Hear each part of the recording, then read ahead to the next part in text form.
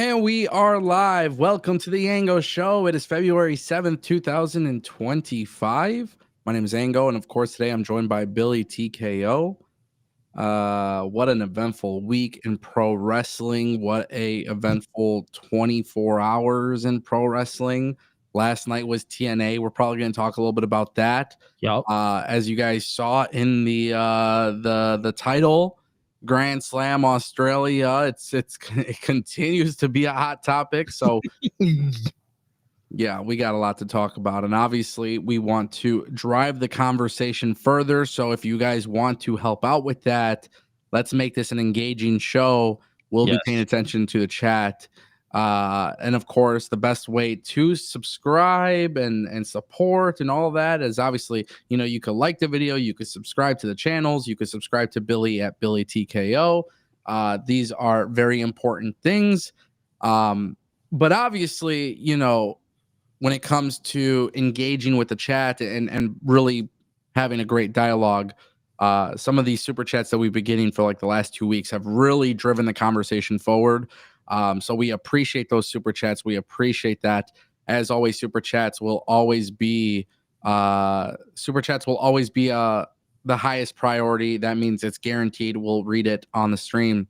It was funny. Me and Billy were testing out the call-in system, and we're like halfway there. We have it like halfway working, and hopefully we can get that fixed by next week. It is a process. It really is a process. Dude, it's hard. It is. And we're figuring it out though. Like you said, we're halfway there, man. We're working for it. Yeah. Definitely the call-in aspect will be cool. We have the phone number generated, so that's cool. We got a 313 number. So we have that working. But when we were testing out the call-ins, we can hear the call through the system, but then the stream can't hear the call. Right. And so that means you guys wouldn't be able to hear it. Yeah, so which is a problem right now. Yeah, so we're working on that, and we'll figure that out. Obviously we'll see what happens. Shout out to the chat, shout out to our members, Kevin Schiffman, Darth Bane, Cedric, who else I saw Justin Kennington. Yeah, I saw everybody. Shout out to everybody that's just pulling up and stuff. Obviously we have a lot to discuss today, so we will get to that. And shout out to anybody who drops a super chat. Speaking of super chats, Tolino channel leading the way yet again. And this today we're gonna try to be absolutely flawless when it comes to not skipping people's super chats and then having to look for them after, because I feel bad about that. We're gonna see. Yeah.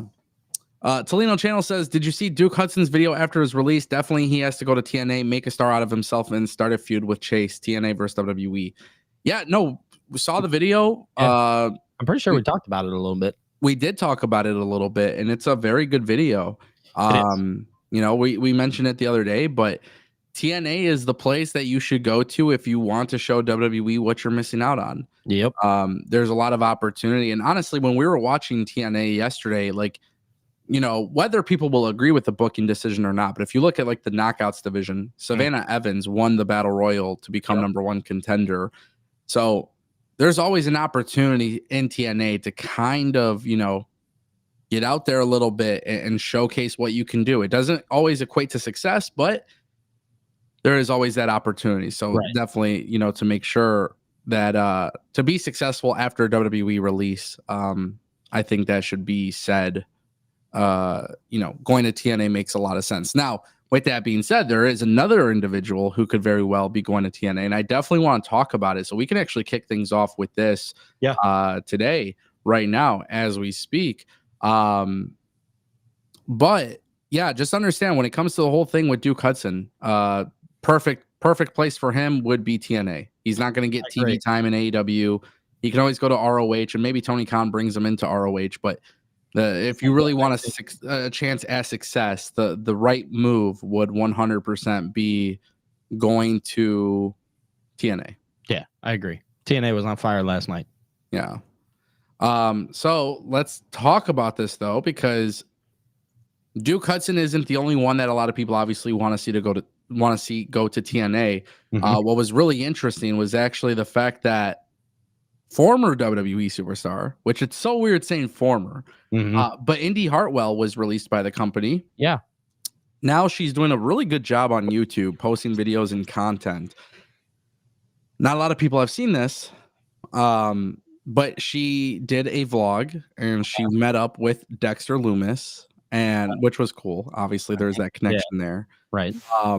But she had a really cool vlog. She's training, she's staying in wrestling, she's pumping out merch sales, which is great. And now she's publicly doing interviews where she is actively talking about not being a knockout, but being the knockout. Oh, And she obviously wants a chance at Masha Slamovich, which right now, if you guys didn't know, TNA is like, they're on the rise again, but this time it actually, you could tell like the women's knockouts division is actually struggling a little bit, which is very weird for TNA because TNA historically has just always been loaded with their women's roster. Obviously, WWE and AEW taking some of their talent has hurt them in this regard.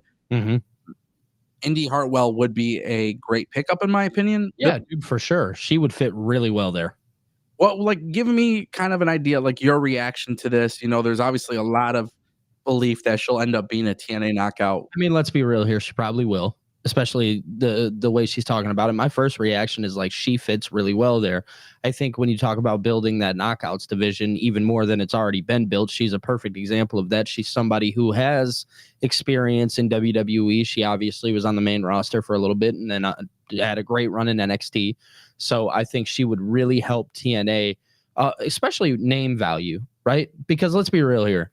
A lot of the TNA stars, when you think about them, some people don't know them right off the rip, but people like Indy Hartwell or somebody like Cora Jade or Fraxium, you know, this NXT partnership, it helps so much bring name value into TNA, which will ultimately, at the end of the day, bring more value to TNA as a whole. So when you bring in somebody like Indy Hartwell as a signed TNA star, people are all automatically going to know who that is, because they're familiar with possibly the TNA product, or excuse me, the NXT product, or they're familiar with the WWE product in general, and they know her name, things of that nature, especially if they don't change the name, right?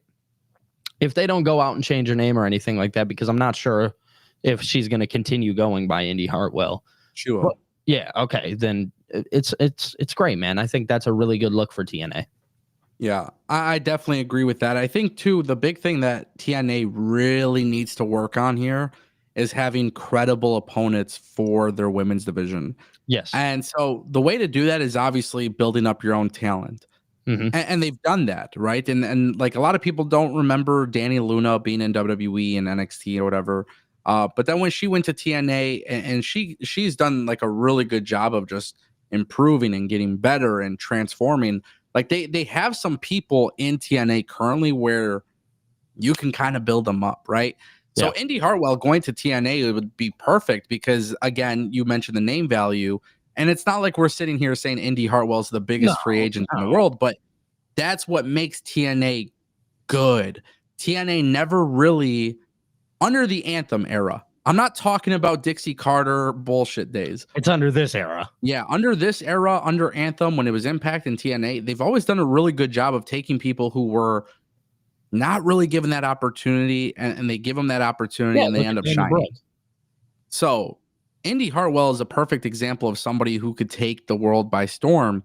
Now, obviously, with that being said, and I think this part is really, really important, I don't want to see Indy Hartwell go into TNA and immediately become the world champion. No, I don't want to see that happen. But what I do want to see, and I also don't want to see TNA get to the point where Indy Hartwell comes in on just a handshake deal for a couple months. Because sometimes that happens with TNA. Yeah. I want TNA to lock her down at least for a year or two. Let her go there. Let her climb the ranks. You have some feuds that you can work with right away. And because you have the TNA NXT partnership, this is one of those situations where she could still be attached to the NXT bubble and WWE bubble. You know, it's not a bad thing at all. And here's the thing, right? This can lead to an opportunity for her to climb the ranks and do the Drew McIntyre. And listen, there will come a time where WWE is going to have people leave their company. There's going to be a time where they need more women. Right now, the main roster is kind of stuffed. It's kind of full. But You go to TNA, they're in good graces with WWE. If your goal is to ultimately go back to the WWE, it's a layup. Yeah, it for sure is. 100% a layup. Because you're easily walking back into a good situation. Yeah. Yeah, I agree. I like that. I think one thing that's very interesting too with Indy kind of teasing this and signing with TNA, I think it's very telling where TNA is today versus where it was years ago. Oh God, yeah, dude. When you even think that TNA is a part of, because let's be real here, it's a very competitive business now. Wrestling as a whole is just a competitive business. And the fact that TNA has the legs that it does right now in a world where technically it shouldn't, right? Let's be real here. There shouldn't be a third quote unquote brand that exists or company that exists that is doing just as, I'm not going to say just as well, but good enough to float and really maintain and swim above water. That's not supposed to exist right now, but it does in TNA.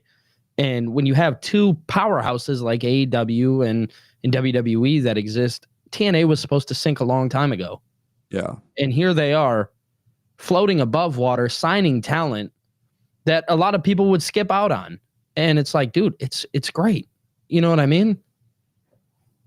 No, I agree for sure. And that's really kind of like the thing that's interesting about this whole situation is that not only is it very telling for TNA, but it's also very telling for AEW not necessarily being amongst the place that everybody wants to go to immediately after WWE. And I'm not saying that Indy Hartwell won't go to AEW, especially when you look at Ring of Honor. There could be some great opportunities there. Honestly, like I'm not saying it's the best place to go initially, but if you're looking at Ring of Honor as a place, you know, Tony Khan is known for paying people well.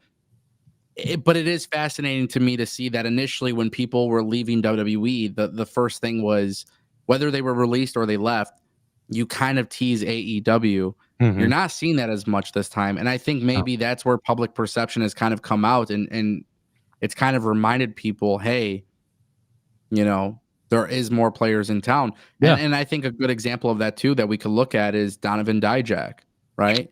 Oh yeah, for sure. So when you look at Dijak, he kind of teased the AEW thing, but he hasn't appeared in AEW. He might have been backstage visiting friends or whatever, but the sentiment is, hey, he's in MLW. Riddle, MLW.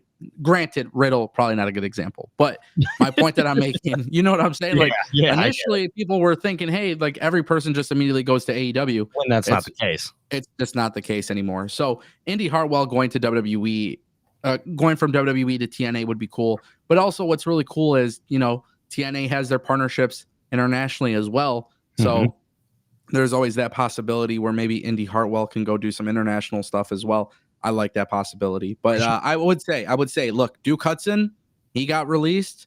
I think he should go to TNA. Indy Hartwell, go to TNA and show the WWE and show everybody else what the world hasn't seen yet.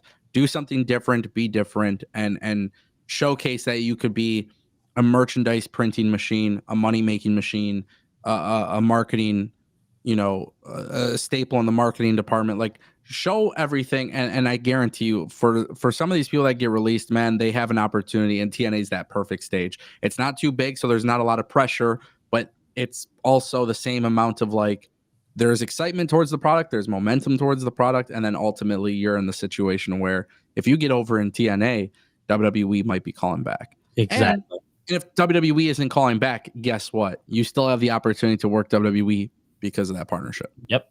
Boom. So yeah, very interesting stuff there, obviously. Mm-hmm. I feel like hold on. I didn't mess up. We got another one. Yeah, I didn't mess up, guys. I tried. See, I'm smart. I'm a smart man. Tolino Channel also dropped another one. He said Ava as final boss is something. She's only GM who has blood connection out at board. If this does anything or screw anyone, she has the authority. Daddy Johnson. Yeah, I mean, listen, the Ava, I spoke about this in the video. Ava expected to have a character arc, maybe a heel persona, you know, potentially becoming the final boss character type of thing. Yeah. I think that would be really unique, honestly. I think that would be a really cool thing. I feel like Ava obviously didn't pan out as a wrestler. to see that she was, which is crazy because I know WWE wants us to forget this shit, Billy, but we ain't gonna forget about it when she was in that cult with Joe Gacy and the grizzled young vets. Yes. So yep, in NXT 2.0, I'm never gonna forget what was the name of that group. I can't remember at this point. I don't even care. I can't either. But oh my god, I remember that. But I do think it adds character arc, and I'm a fan of that. Yeah. Right. I'm not gonna sit here and say like that's not great, and it's cool because they're keeping her on TV. Yeah. They obviously, they know the ties to The Rock, and they want to keep that her face familiarized with that. And I think this is a really great opportunity to do so. Especially as like in the quote unquote manager role, we talked about it a little bit. We kind of lost that like heel babyface manager position, and to hopefully and potentially bring that back. And, because that was always one way that storylines got over, is when a manager or whatever would continuously push you in those shitty situations to ultimately get the big one. Right. Yeah.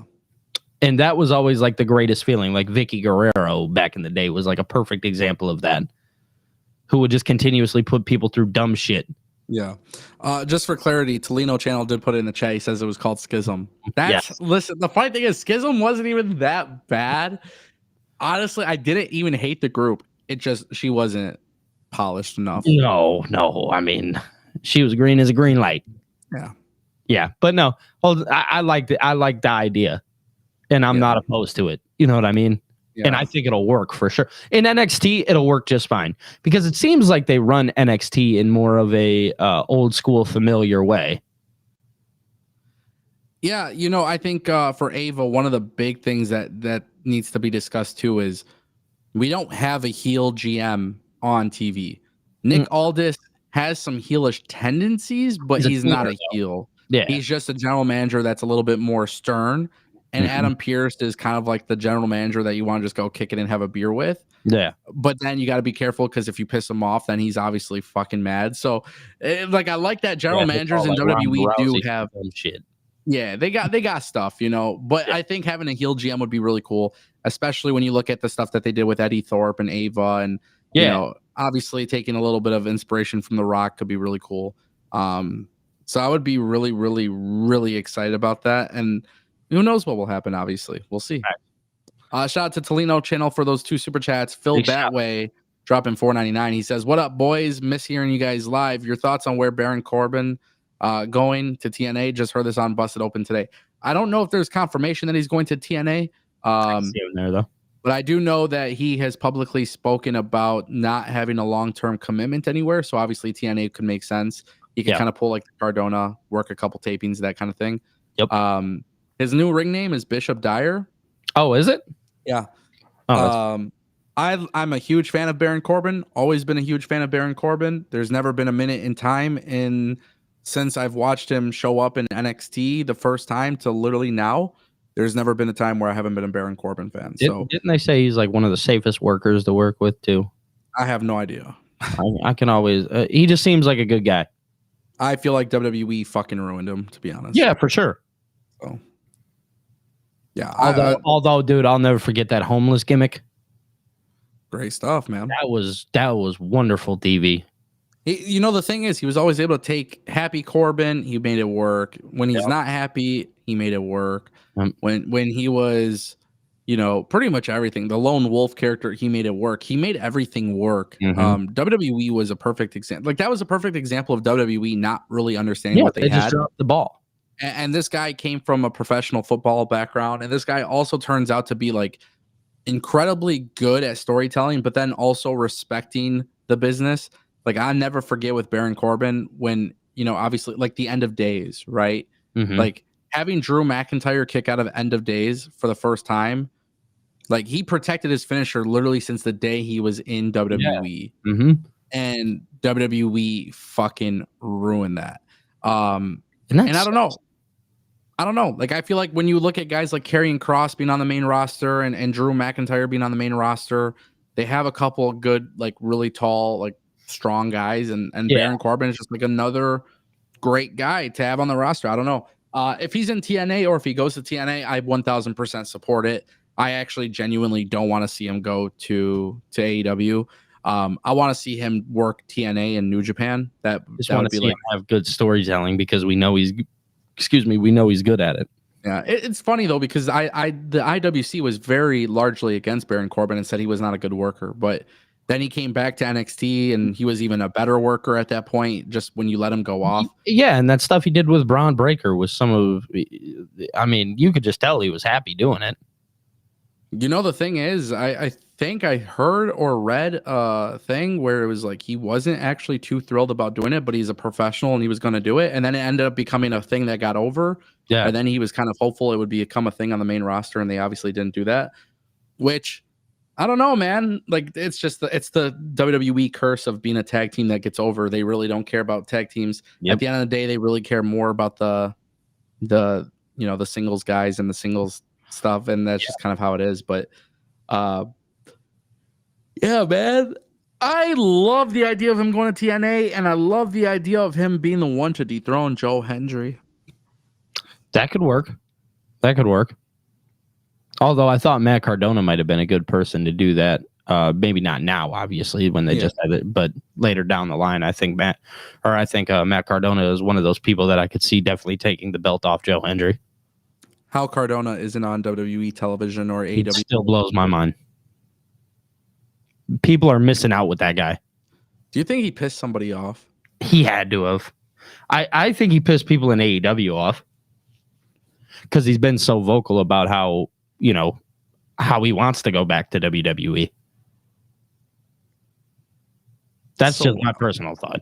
Yeah. It's interesting, that's for sure. Yeah. Missing out on that guy. Yeah, but back to Baron. Billy, do you think Baron should go to AEW? Should that be a possibility or no? No, because then he just becomes another guy. And I'm really not a fan of people just going somewhere based off. Now, again, this is me just personally speaking. I'm not a fan of people going somewhere just for money purposes or whatever. Because I think if in the wrestling business, if they care enough, they're going to respect their character and their character work and whatnot. And they're going to want to go tell good stories. And let's be real here. Right now, AEW is not telling very, very good stories all across the board. Yeah. So a lot of people we've seen just kind of get left in the dust. So many names I can think about. Baron Corbin, he comes in for 3 months and he, happy-go-lucky for maybe 2 or 3 months. And then suddenly he's gone. He no longer exists. He was just a cool little pop. I'm good on that. Yeah. I see it. Yeah. I feel like it's a repetitive conversation for sure. Yeah, that one is just it becomes tiresome at some point. Yeah. Shout out to Phil Batway for the $4.99. Keep in mind, guys, the more super chats you guys get, the closer we get to our goal. Plus, in addition to that, what's really huge is it continues to drive the discussion forward. As you guys have seen, we're already 25 minutes in, and we really haven't even touched the surface yet. No, we haven't even talked about the big things yet. So let's talk about the big things. Yeah, let's do it, man. Man, the AEW Grand Scam Australia. People did not like my takes on that. Talk to me about it, buddy. Bro, they were mad. And I think I'm going to piss them off a little bit more, actually. That shit is a scam, and you cannot change my mind otherwise. Why? The reason why is when you look at Grand Slam. Here's the thing. I actually defended Grand Slam. So I clipped the video yesterday, and I clipped the conversation that you and I had, posted it on my YouTube, whatever, right? And you heard I was kind of defending it. Hey, we should have had Swerve on the card, which I am a firm believer in, right? Okay. It does not take away the fact that what AEW has just pulled with Grand Slam as a whole is wrong. Yeah. Now, I also went on air and I said that they promoted it. I'm willing to admit in some places I can be wrong when I look back at the timeline. Yeah. So, with a lack of promotion, and a lot of people have gone on to say like, oh, well, Tony Khan, he never really said it was a pay-per-view. He never really clarified what it was. Don't you think that that's kind of the problem? Because originally they were supposed to be in a 50,000 seater building. Mm-hmm. Then they were downgraded to something a little bit smaller. And now it's in a 4,000 room arena or something like that. I could be wrong on that number, but it's a very small little arena. The time slot of it is following the All-Star game. So there's no real specific people. If you go online and you look, people have paid thousands of dollars and have not been refunded.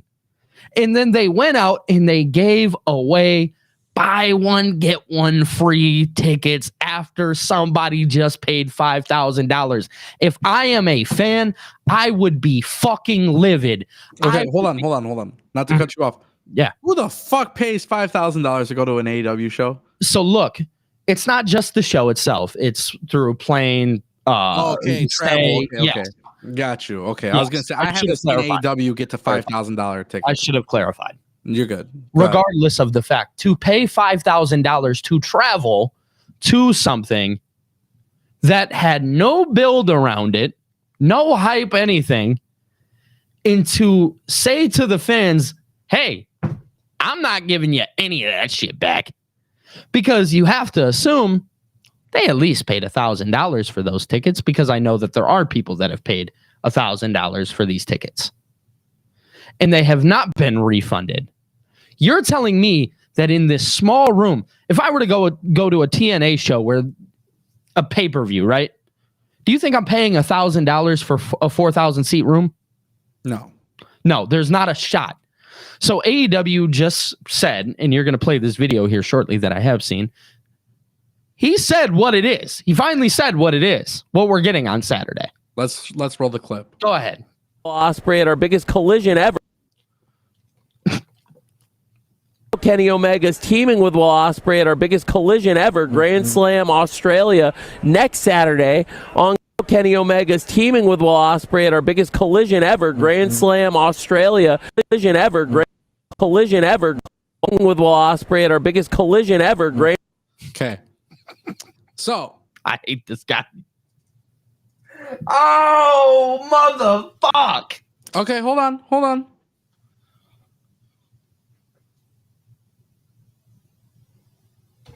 I'm so mad. I just wanted somebody to post the graphic. I haven't read this tweet. So I just want to make it very clear. On the graphic, it does not say AEW Collision Grand Slam, correct? No. Has it ever? No. Okay, hold on.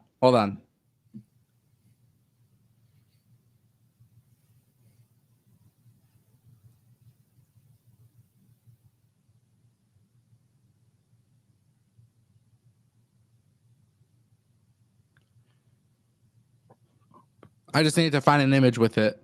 All of the AEW Collision graphics, when it was a special episode, it says what? Collision. Okay. So when you go back to that, it doesn't obviously show Collision.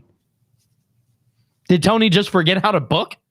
Did he forget how to promote a show? This is my biggest problem, and that's why I say Tony Khan's full of shit.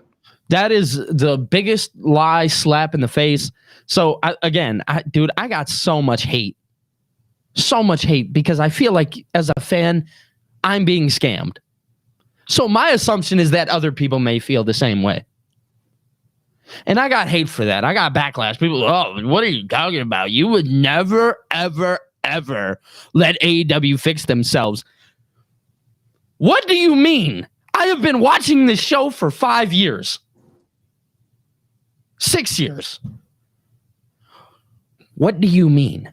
I've only watched them tank and go downhill. I was one of the biggest offenders. I'm sorry, Ango. I've just kind of gone off the rails a little bit here. This shit has just sent me to a different place. Because I cannot deal with the dumb shit that people say online when they don't know the facts behind it. I've been watching this. I've been on your show numerous times defending AEW. So to tell me that I will never let AEW grow, you're false. I'm mad that they're failing. That's it. It's funny because had Tony Khan promoted Grand Slam as a Collision initially, I feel like it would have been no issue. There hasn't been one marketing material from AEW that's been published that ever stated this was an AEW Collision. Never once was it ever stated it was a TV special. Never once was any of that. And I think Tony Khan truly miscalculated exactly what this event would be. And it's unfortunate because I think when you look at what Collision, Australia, Grand Slam, Grand Scam, whatever you want to call it, it has potential to be bigger than what it is. And again, it comes down to the miscalculation. But I think what this really did was expose that Tony Khan is not only full of shit, because he is. He clearly is. I mean, you don't go on interviews on this media row and then you say it's the biggest collision ever. Like, I understand you're trying to be a marketer and a promoter and stuff, and you're trying to make it seem like a big thing, but it's actually not. It's not. And I think what actually ended up happening, man, is that they kind of shot themselves in the foot with how they rolled this entire thing out from the minute they rolled it out. And I think Tony Khan, when I say he miscalculated, I think what really ended up happening was not only did Tony Khan miscalculate what it was supposed to be, but I think he also miscalculated, and the team at AEW miscalculated how big their presence actually is in Australia. So why do you think that they miscalculated it, though? Why do I think they miscalculated it? I think genuinely speaking, they looked at their success that they had with All In at Wembley, and I think they thought maybe they can have the same level of success. Obviously not the same, because you can't. Wembley was a historic thing for all of professional wrestling. It feels like they read the analytics wrong.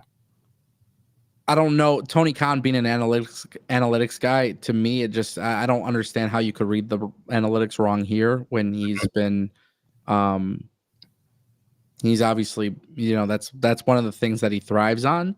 I can't say whether he's successful or not, because I mean, if you look at the Jacksonville Jaguars, they're not a good team. They're not a good organization. No, they haven't been. It's been a failure for quite some time. Yeah, but I love Trevor Lawrence, so I'll say that at least. But I'm just saying, for being analytical, I don't think maybe analytics is the issue here. I think maybe they overestimated how popular AEW actually is in Australia. Yeah.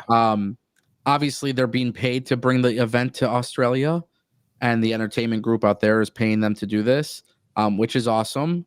But I think maybe those people also underestimated AEW's pay-per-view popularity. And I think initially when they saw that this was a failure, I think they realized very quickly that they have to put this on TV for free. Yeah. I don't know if that's the case, right? I can't sit here and comment and say for sure that it wasn't supposed to be a TV thing. The problem is they never announced it as a pay-per-view, but you've never promoted it as a collision. Even today, their own graphics don't say collision. No. So Tony Khan's doing public interviews calling it the biggest episode of Collision ever. Brother, there's never been. Yeah. There's never been a sight of collision on that. And this is honestly why AEW does get... They kind of make it easy for those grifters and those people that clown on them to like maximize their engagements, right? Because this is where Tony Khan and AEW have made such a massive mistake. It's not a little mistake, it's a massive mistake. And I think the way that they've done this has kind of gotten to the point where people genuinely are going to cook them for it. And that's really what happened late last night. It became a very big talking point on social media, and Tony Khan is getting cooked and AEW is getting cooked. And it's really sad because there's some really fucking awesome talent on that card. And there's a lot of awesome talent on that roster. So I'm sure it's not that match fun between Mariah May and Tony Storm should be a huge match. That is one of the best stories going on in AEW right now. So then here's the thing, right? If you're calling it a collision, brother, the collision ratings have tanked under 200K. So what are we doing here? Let's just say it's supposed to be a collision. It's supposed to be the biggest episode.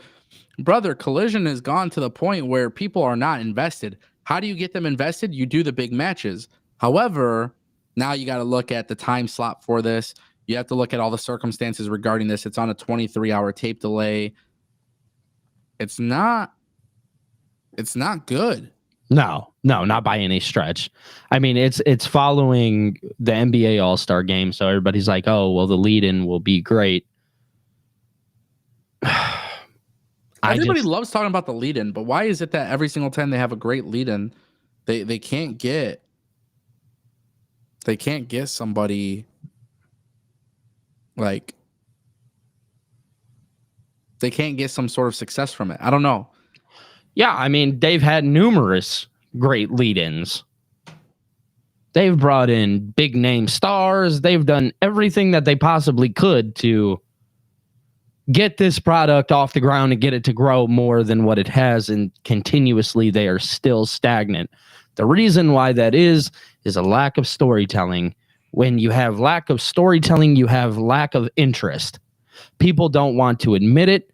They just want to say that wrestling is the greatest thing. Dude, I'll be honest. If I want to go watch really good pro wrestling, I can get that a lot of places.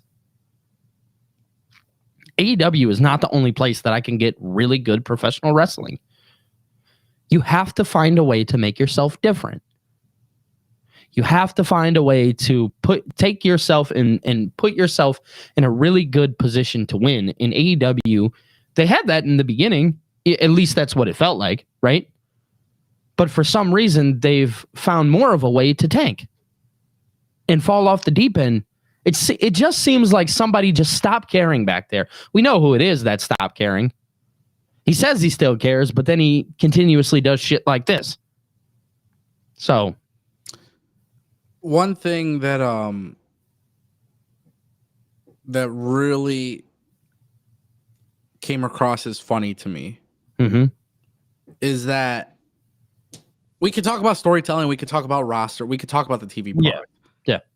Let's not do that for the sake of this conversation. Okay. Let's not do that. All right, we'll just leave it alone. If you need to sell a stadium, because obviously you need the good stories and the big time matches, right? Yeah. But if you're gonna have this stadium show be your plan, you have to do it in a place where people have a demand for your product, right? Yes. They have a really cool TV deal. They're on ESPN with New Zealand and Australian TV over there. So they have a great TV deal over there. ESPN's a global reputable brand. So there is like a little bit of coolness to that. Now, obviously, I don't live in Australia.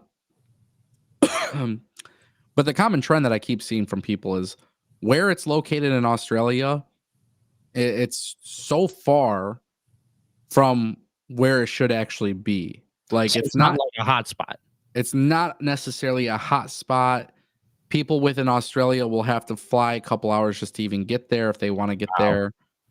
So a lot of people are saying, logistically speaking, that was already the wrong choice. The venue itself, the area setup itself. And then you got to remember, what is the demand for an AEW product in Australia? I don't know what the viewership is in Australia, so I'm not going to like pretend like I do know. Yeah. But what I found very fascinating about this whole situation, and the reason why I think Tony Khan's getting a lot of backlash, is because I often talk about something called biting off more than you can chew. Yes. I always talk about that happens all the time. And I always... I think I was believed when this was originally announced. I was believed, oh, they're going to be able to do 20,000 seats at least minimum. Like that was my belief when they announced this, and then to see how it all trickled down to literally now, which by the way, next Saturday, NXT is live.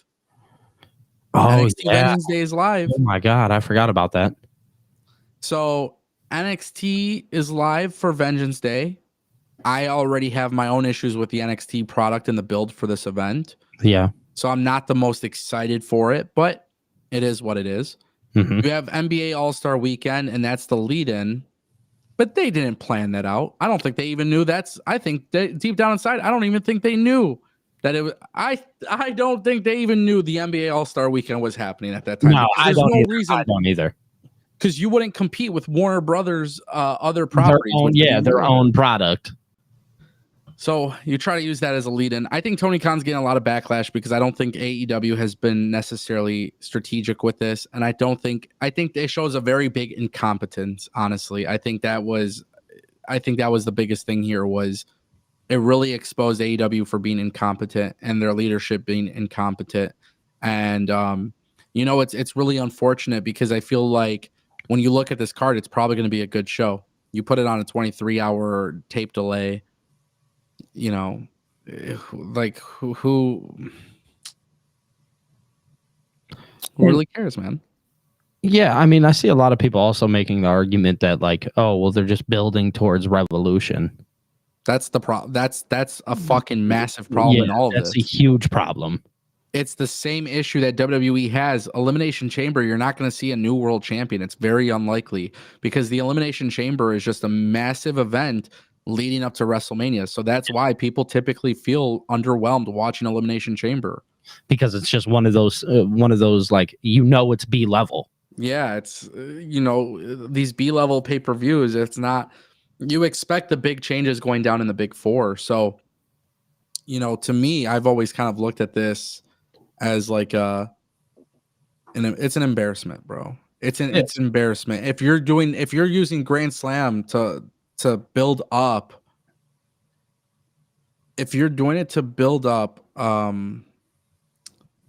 Revolution, excuse me. If you were doing it to build up Revolution, that's dumb. Yeah, it is. It is extremely dumb. This just feels like another one of their special little TV tapings that they've done numerous times across the board. It just feels, and he even told you that's what it was. This is just another TV special. I look back at the first Grand Slam and just how amazing that was in New York. Oh, brother. Let's just talk about that for a second. Yeah, Grand Slam, this was another pivotal fuck up too. Yeah, it was. You already have Grand Slam happening at Arthur Ashe. Right, and it worked there. And so then you do Grand Slam in Arthur Ashe, and now you're doing Grand Slam in Australia. You're trying to hit this global market, and you don't even know if that global market exists. It's not even about that. The brand itself is fucked. Billy. You already did Grand Slam. So you know what he could have done? Not do Grand Slam Arthur Ashe and then done Grand Slam Dynamite in Collision. If that was really the plan for TV, you would have done Grand Slam Australia and you would have taped your Dynamite in Collision. Yeah. And then it would have been completely normal. But no, that's not what this event was going to be. This event was not going to be that. This event was never scheduled to. I am 100% not convinced it was supposed to be an AEW Collision. Tony Khan sitting down, doing that interview, calling it the biggest collision ever. No, that's a fucking bullshit ass thing. And I think he is absolutely full of shit for it. But guess what? Does it really shock me? No, I think Tony Khan has been absolutely exposed as a promoter and a booker. I think it has become very clear that after Cody Rhodes left, like I said several years ago, this company didn't know what they were doing. No. And then what was really crazy is CM Punk left, and it exposed Tony Khan's leadership a lot because he chose to get a quick ratings pop. And ever since that moment, that company has never, ever recovered. It alienated an audience. So now AEW is going to have to see a lot more scrutiny from fans and members of the IWC and podcasters and this and that. People are going to be more critical because they've seen in real time things that I have been talking about years ago is finally happening in front of their eyes. Yeah. And it's all because of a direct mess up from leadership. And the thing is, you could be the cool fucking boss. And I'm sure Tony Khan is the cool boss. I've seen the photos and videos of him hanging out with the roster and doing, that's cool. And they have the company party, and he's probably a good cultural leader as far as that goes. But there's a difference between being a boss and being a leader. And I think Tony Khan, honestly, without even knowing the guy, just based on the way he presents his product and some of the business decisions they've made from the outside of it, I think it's fair to say that Tony Khan and AEW have very poor leadership. And guess what? We all hear about this. WWE is a well-oiled machine. I'm not sitting here comparing AEW to WWE's leadership. I actually think you could be very, very successful without having to be the best leader if you're a great boss. But people need to understand that just because you're a great boss doesn't mean you will see results. And so the way to fix that is by having people in your company to be a well-oiled machine. Because here's the thing. There has been multiple times where Triple H has gone to press conferences, said the wrong things. There's been times where Triple H has had the wrong booking decisions. We saw what happened with Cody and The Rock replacing WrestleMania. That's what happens sometimes when you're not a great leader. But WWE was able to fix those situations because they are a well-oiled machine. It's not just Triple H, but it's who is surrounded by Triple H. And so what I'm saying is that I think Tony Khan definitely needs the help from people who truly understand business and truly understand not only just business in general, but then also the wrestling industry. And I think that's where Tony Khan fucks up a little bit, is Tony Khan doesn't have that. Having a bunch of former wrestlers or producers in your company does not know anything other than the WWE way of doing things. So that's the problem. You need to find people that are outsiders that can come in and offer their experience. And Tony Khan has not done that. And Tony Khan probably will not do that. But it goes to show you that everything we are seeing, people say about Grand Slam Australia, it comes from a direct result of being inexperienced. And that's the big thing. The inexperience is kicking in. The problem is, and the reason why this is such a big deal, is because the magnitude of how they're fucking up, it literally, as you said, people are spending money. People are spending money to go to this event, and there's a lot of people who are let down by it.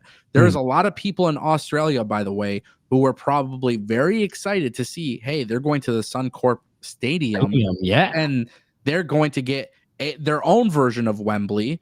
So now it is the biggest collision ever. Right or wrong? Am I right or wrong? You're right. You're right. Chat, am I right or wrong? I would be, reality. If they were throwing, I'll just use my own personal example here. If I was being told that they were putting on a show at Ford Field that holds over 60, 70, maybe even 80,000 people. If I was being told that they were throwing an event at Ford Field and they ended up doing it over by me, like the Fraser hockey ring, do you know how disappointed I'd be? Well, let me give you a perfect real-time example of when this actually happened. WWE had the Money in the Bank in Las Vegas. Remember, it was supposed to be in the stadium, and then they moved it to an arena? Yeah. Imagine that. People were probably pissed. No, they were. Yeah. And they have every right to be, because your expectation is so high for one thing. WWE got cooked at that time. I think a lot of people forgot about that. WWE absolutely got cooked. It was supposed to happen at Allegiant Stadium in Vegas, right? I don't know if it was Allegiant Stadium or what the name was, but they were supposed to do it at a stadium. And then Tony Khan went publicly and was like, oh, I had dinner with Dana White, and I was able to break the news to him that WWE, due to low ticket sales or whatever the fuck it was, had moved the event to Money in the Bank. What a piece of shit, by the way. Yeah. What a piece of shit, you fucking hypocrite. You literally, you took all your digs at WWE. Fuck WWE. They're still taking their I don't give a fuck about defending WWE. That's not what it's about, because WWE looked absolutely dumb when that happened. But you ran your mouth. You were talking shit about them. You broke the news to Dana White, and it just so happens a couple of years later, you announce a stadium show for Australia, and you got a whole bunch of people mad. Here we are. Can't sell tickets. Can't do it in a stadium. Has to be to a smaller venue. Man, sometimes it's better to just shut the fuck up and stop worrying about what WWE is doing and figuring out what the fuck is wrong with your company, dude. Crazy. It's unbelievable. I couldn't believe it. No. Tolino Channel dropped 200 rupees. He says, defenders paying high for AEW Pepsi, but find out that it's empty. 2024, people like O'Shea Jackson attacked for criticizing AEW. 2025, Tony getting cooked. This is what happened when you deliver to a cult. No, listen, I don't understand the Pepsi aspect. I'm not gonna lie. But what I will say is this: the sad thing is, it shouldn't be a situation where Tony Khan is getting cooked. It shouldn't be a situation where AEW is getting cooked. But the reason why this is happening is because they miscalculated their popularity, calculated the logistics of doing the event. I think they miscalculated a lot. And I think what really people are seeing is that behavior from Tony Khan before, in a situation where he was so outspoken and talking shit about WWE moving Money in the Bank years ago. I think people look at those habits. I think they looked at his social media and they said, man, you are literally becoming the thing that you used to hate and the thing that you used to criticize. Yeah. And the problem is, when you see Tony Khan and his behavior of how he handled social media, I think that is a very fair response from fans. And ultimately, at the end of the day, like, I'm not a fan. I know, for example, Billy, you brought up your example about like the Fraser Hockey Center or something like that. Yeah. If AEW were WWE or AEW, if they were to tell us, hey, we're bringing you guys a new event, it's a stadium show, and then they put it in Little Caesars Arena, I would still be pissed. Yeah, I mean, even if you downgrade from that stadium to an arena. Yeah, it's just, I would be absolutely pissed. So to me personally, it doesn't really matter how big the venue is or how little the venue is, but we're not going to sit here and go in interviews and be like, hey, It's what you've said beforehand and what you've turned it into. brother, if they announced it as a fucking live collision in Australia, people would be fucking hyped for it. Yeah. But guess what? The perception of collision is basically down in the dumps. People think collision sucks. I mean, they had like a good 3-week run. After that, it was all downhill. Shout out to Tolino Channel for the super chat. Russell Cummins dropped $5. He says, if we're in charge of booking, how would you book Revolution and every title will be up for grabs? Who would put the belt against the title holders? So I mean, listen, with Revolution, I feel like last year's Revolution was incredible, man. Is that where Sting retired, right? Yeah. Yeah. Okay. Yeah. An incredible event. Incredible event. Even at that time, they had an issue building up for the event, and some stories didn't make sense and some things didn't make sense. But it was a very, very good event. As I've said before, AEW pay-per-views are always, even if they don't have the best stories going into it, they always deliver exceptionally fun to watch pay-per-views. I have said this literally since day one because I personally pay money to go to their events. I always say, you can miss their TV shows. You don't even have to watch a TV show. But I can guarantee you that if you spend your money on an AEW pay-per-view, you are getting your money's worth. I still stand by that to this day. I 100% still stand by that. So when it comes to building and booking Revolution, this is a very difficult question to answer. And the reason for that is because right now, there is very, very, very little for me to get excited about when it comes to the AEW product. Now, I do think you have to run back Ricochet and Swerve at Revolution. And I would like to see the Hurt Syndicate in a tag team match against the Guns. I'm cool with that if you build it up properly. For the World Championship, I think Jon Moxley 1,000,000% needs to drop that belt. And I really don't give a shit who it's against. But if I were the company, you have a little bit of time from now until Revolution. And I know they're not doing this because you can tell they're going to the direction of MJF and Hangman Page. But I would have Hangman Page save the company from this Death Rider mess and have him dethrone Jon Moxley as a babyface. And my problem with that, everything that you're saying right now, is we probably won't see any of this till like All In. I don't know. I don't know because I think the company is really headstrong about having Darby jump in and and isn't he gone right now? He's climbing Mount Everest. Yeah. Right? Yeah. I mean, and that's crazy to think that we're that headstrong on that. I get it. He's been one of those guys that, was kind of held the company on his back, and he's climbing Mount Everest to plant an AEW flag. I don't know what that does to potentially help your company, but okay. That shit sounds lame to me. You can't get me excited about Darby winning it. That's just not going to happen, unfortunately. No, because nothing believable is coming out of that. He's off of TV. Right, exactly. And you're just going to bring him in and throw him directly into it's the same conversation that we had about the Guns. The Guns were just off TV and they walked into a title picture. It makes no sense. You know how you do it? That's what I say all the time. At least a couple of weeks of some matches and then some almost a segment. Win. But then it's like you're kind of like beating a dead horse, bro, because look at what they did with Swerve and Hangman Page. Oh yeah. Mm-hmm. How is Swerve and Hangman Page what a fucking awesome feud that was. What an awesome storyline and what an awesome feud that was. And then we're getting shit for the Death Riders. I'm sorry, man, but the fucking Death Rider thing, I will keep talking about this forever. Until it's done, it sucks. Yeah, I remember there was a point where people were talking about Shane McMahon joining it. That was a good time for social media. Because that could have worked. That was a good time for social media.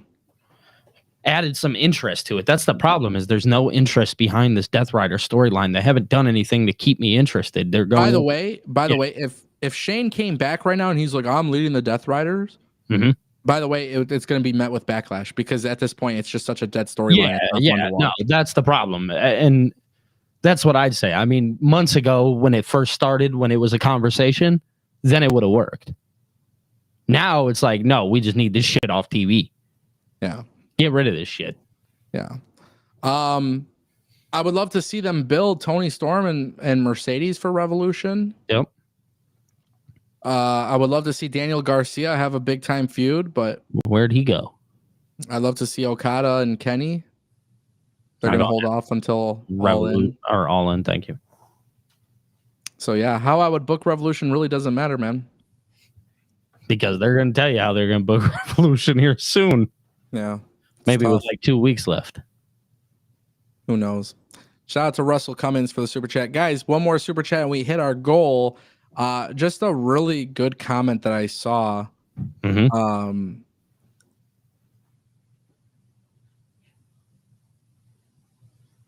Where is it? This was really good. Brian McHattie had been dropping super chats the last few episodes, and I saw this. I want to pull it up. He says, buying an AEW pay-per-view is one thing. Spending the money for that isn't too bad for what you get. But the in-person ticket prices for decent seats are nowhere near worth it. And that is true. That has kind of become the sentiment now with AEW pay-per-views. There's a reason why AEW Revolution and a lot of these events, they're just not as exciting or as big anymore. So people just got to remember that, you know, there's a reason why they have lost a little bit of momentum on those, and it is the unfortunate aspect. Tolino Channel dropping a super chat. He says, do you think Hook will go to WWE in the future? Honestly, I do. But I do think Hook has been represented pretty well in AEW. I'm never going to. Yeah, I'm actually not mad at the things that they've done with Hook. I like the way they associate him with Samoa Joe and stuff like that. I've always found that to be really good. So I have no problem with that. Yeah, I feel like it could make a lot of sense for him to go to WWE, to be honest, but I don't know. You'd see him. I think you'd see him shine a little bit more in WWE. I think WWE would know how to develop and progress him up the ranks a lot better than AEW. Mm-hmm. I'd agree with that. But I love Hook. I'm a hooker for sure. So nice, dude. It's interesting. No, I'm a hooker. Oh, okay. I got you. Sick, bro. Why, you don't think so? I mean, I think you like Hook. Yeah, I'm a hooker. Oh, interesting. That's new news to me. Yeah, that's what we call the fan base, hookers. Oh, it's hookers. Yeah, we're hookers. Oh, okay. Got it. Noted. You heard it here. Yeah, you heard it here. Bunch of hookers. Yeah. Shout out to Tolino Channel. Darth Bane dropped in $1.99. He says, has there been a Baylor versus Styles feud in WWE yet? I don't think there has. They did something before where they were face to face. I remember that. Yeah, but oh my God, that would Baylor, be AJ Styles, WWE feud. Put it this way, if they did it, I don't remember. Yeah, I don't either. But I feel like that would have been a big deal, and I feel like I would have remembered that. I think they might have done some stuff with like the Bullet Club, you know, like TLC. They've wrestled at TLC. Really? 2017. Well, an impromptu battle. Oh, okay. That's what WWE called it. I honestly don't even remember. I am shit with my memory. I always remember the visual of them doing the Too Sweet. Yeah, I don't that's remember what I them having a remember, match. the Bullet Club thing. I don't remember them doing an actual legitimate feud, and that probably tells you it was pretty shit. Yeah, so we can run that back. AJ's being moved to Raw, so why not? Yeah, exactly. Run it back. Crazy. For sure. Thank you, Darth Bane, for the super chat. Brian McHattie dropping 5. He says Hook needs a mouthpiece until he could develop the mic skills. So here's the thing. Okay. I don't agree with that. I don't either, bro, because I think it's corny and it's cringy and I like it. So that's it's not that to me. I feel like he's a human being. Fair. I think it's a little cringy the way he comes off, the way he talks, but it's almost in an intriguing way for me. Like when he was talking, how Joe looked at him the other day on Dynamite. He was like, "Don't use my shit against me." I don't think Hook needs to be.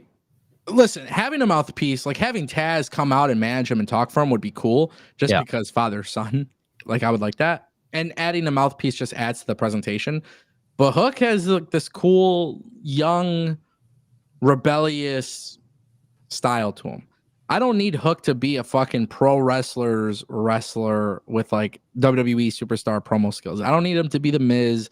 I don't need him to be like Damian Sandow or Cody Rhodes or, you know, some of these other really good promos. Like I don't want to hear Hook being like this masterful promo. I like the idea of some people just naturally talking and not being scripted. So I do like the idea of him having Taz or like somebody like, I'm going to use Paul Heyman as an example. Okay. Roman Reigns doesn't need a mouthpiece, but Paul Heyman adds to him as a presentation. Yes, and he boosted the presentation. I was just about to say the presentation of Roman Reigns, like when we seen that visual of them sitting there, next to each other, it just boosted who Roman Reigns was. Yeah. Punk also never needed Paul Heyman either, but it was a good example. You know, there's just certain situations. I feel like even Arn Anderson being with Cody just boosted his presentation. Like there's just certain times where like people have a mouthpiece or a manager and it's just there to boost presentation. I think a lot of wrestling fans think that Hook needs a better promo. And I'm not going to argue about that, but I'm just saying I personally like the natural, like, yeah. It's just more natural. Sometimes I don't like things coming across too Hollywood. It's funny. Thank you, Brian McHattie, for the super chat. Brian McHattie dropped another one for 5. He says Bill Alfonso, Taz, Heyman type mouthpiece hype man. Yeah. Yeah, for sure. I think that's perfect example.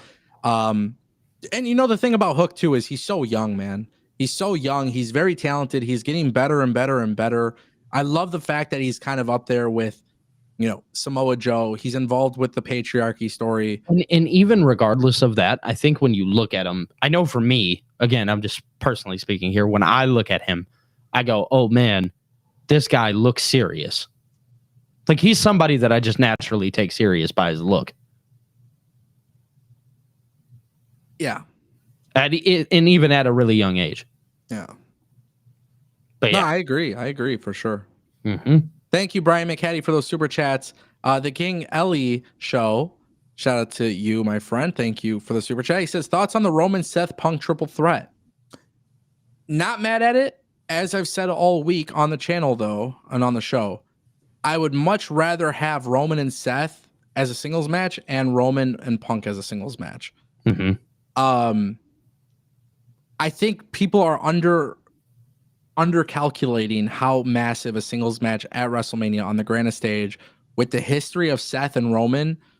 Dude, give me heel Rollins versus Roman, masterpiece.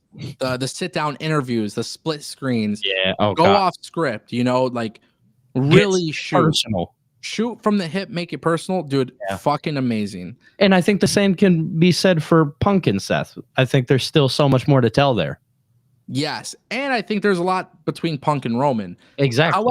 However, what I will say is this: Roman and Punk to me should be more of a championship feud, and Rollins and Roman is more of like that personal blood feud, one-on-one. Yeah, I agree. With that being said, if we can do this triple threat, if we can turn this triple threat into a way where we get into a singles feud between Seth and Roman and Punk and Roman, I'm okay with that too. Yeah, because you could have Punk win that, I think. What I think is going to be very interesting is Seth, the way they produce this match will be really cool though, because if Seth, and this is a huge thing, Seth is focused on Roman, Seth is focused on Punk, he's going to have to choose mentally which one is the bigger deal. Yeah. Roman ain't eating the pin, so Roman's going to win because I think Seth and Punk just fucking have this huge disdain for each other. Then when Punk leaves and Punk looks at Paul Heyman, then you got another seed fucking planted. Yes. So to me, there's a lot here. There is a lot they could do within a triple threat. That's why I don't hate it. But I can't wait until we get those singles matchups, and we have to. Before Roman and Seth call it a career, we got to get that one massive stadium. We need that story to be told, that Shield story to finally play out. The breaking up of the Shield. Yeah. Now, as a cutie pie says, who does Seth hate more, Roman or Punk? That's the real. Yeah, that's big. But that's got to play into the story.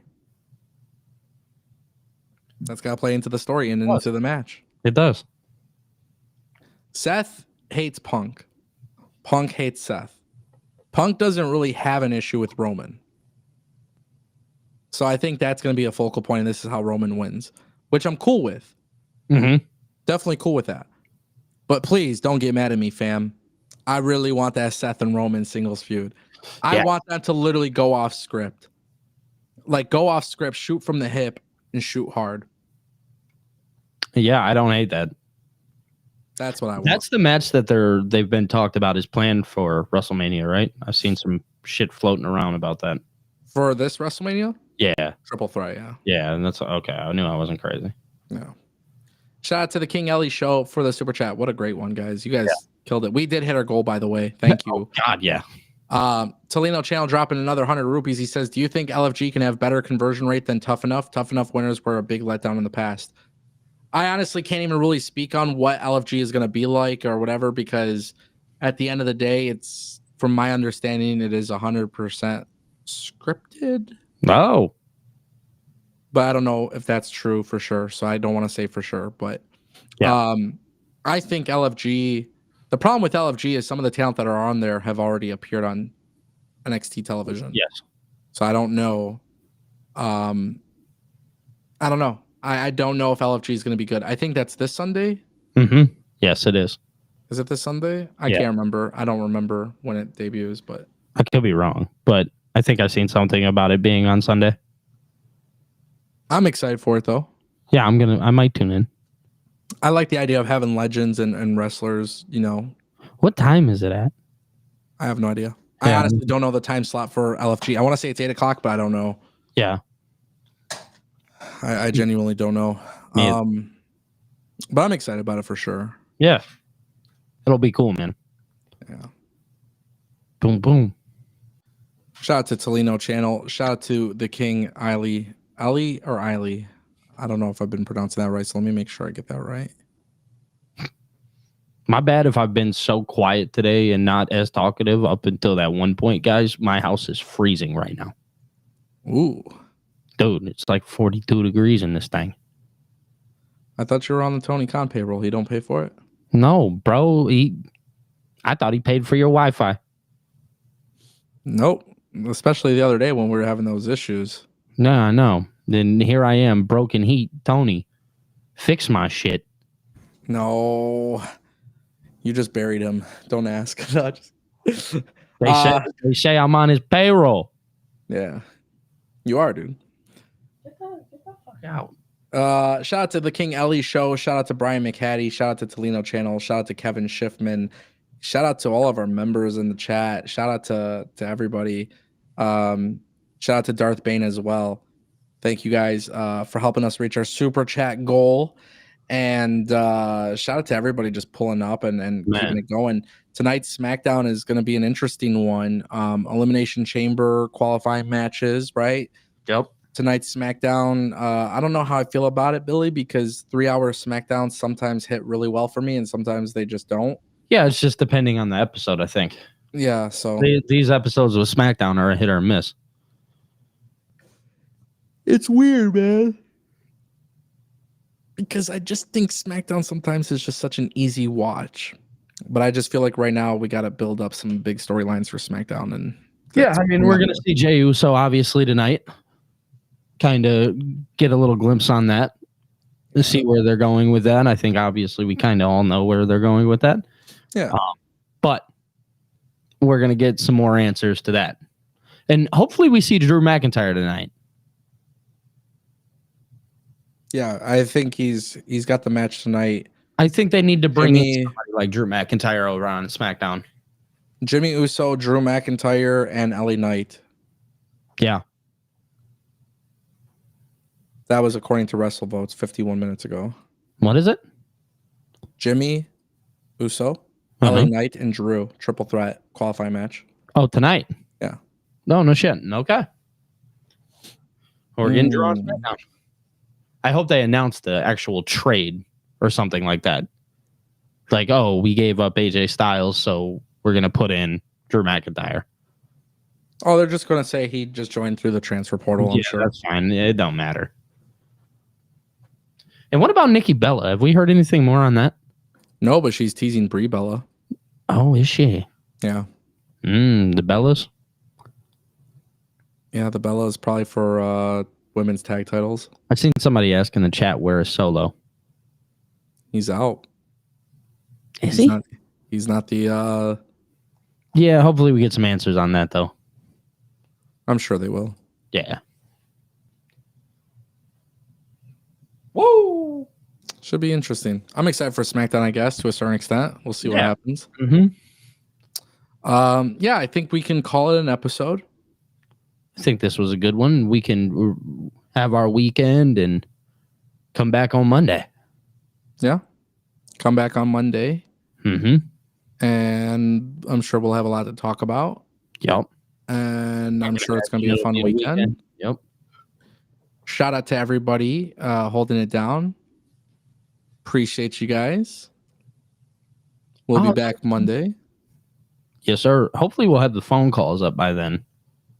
We got to figure it out, man. It was working. Hey, hearing the phone call, guys, the phone calls. Okay, maybe I shouldn't say this. I was literally talking to Billy. Honestly, even if the trolls called in, I don't give a fuck. Yeah, come on, bro. So here's the thing. I just wanted to get it working. We were testing it out earlier, and it just wasn't. It works. We can hear the call, but then you guys, the stream, wouldn't be able to hear the call. So we're trying to figure that out. So we're just going to let people call in. Yeah, you shouldn't have said that, but yeah. Surprise! Oh, shit, dude. Why? I was asking a question. Oh.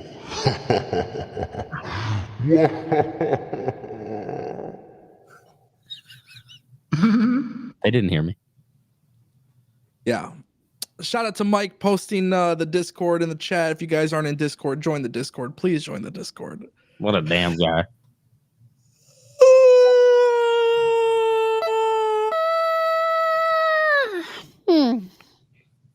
Yeah, that was fun. I'm too immature with this thing, man. Yeah, bro, you need to go get a regular interface, bro. No.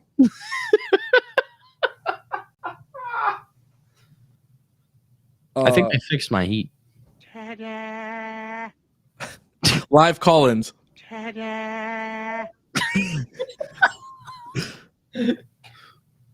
What was the one I told you I was going to use? I forgot. It was the Kim Kardashian one. Oh. Do it. Nope, that wasn't it. No. They ask you how you are, you just have to say that you're fine when you're not really fine, but you just can't get into it because they would never understand. That's how I feel when all the marks hate on me. Just kidding. I don't give a fuck.